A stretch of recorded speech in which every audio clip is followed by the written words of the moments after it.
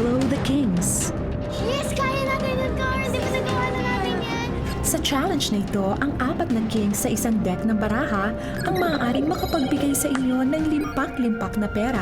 Kailangang hipa ng junior players ang 48 na baraha mula sa pizza tray at dapat maiwan ang 4 na kings sa kinapupwestuhan nito. Kapag nagawa niyo ito, jackpot!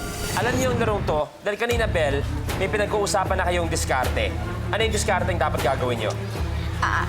Siya po dun sa mga cards na hindi po kings. Kung siya po yung magpapalaglag, kung malalaglag naman po yung kings, ako po mag-blow. So ikaw tagabantay ng mga king. Tutulungan ko rin po siya. Kapag ang king ay nahulog din, alam niyo naman na game over na tayo.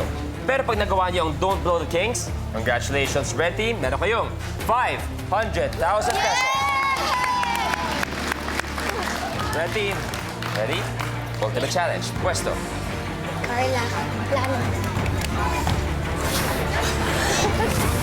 Ultimate challenge na tayo for 500,000 pesos. You have a minute to win it. Good luck, Red Team.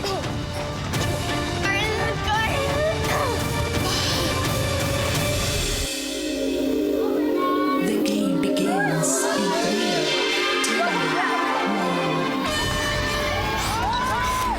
1. Dahan-dahan lang.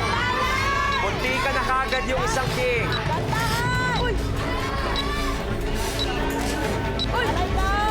Ay!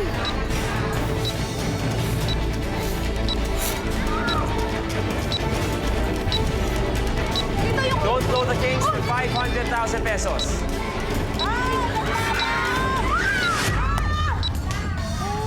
King yun!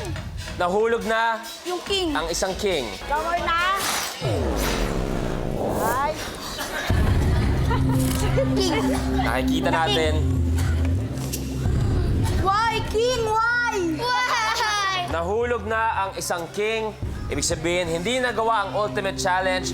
Marami salamat. But still, meron kayong 75,000 pesos and a tablet with TV mula sa amin. Come on! Special gift namin yan para sa inyo.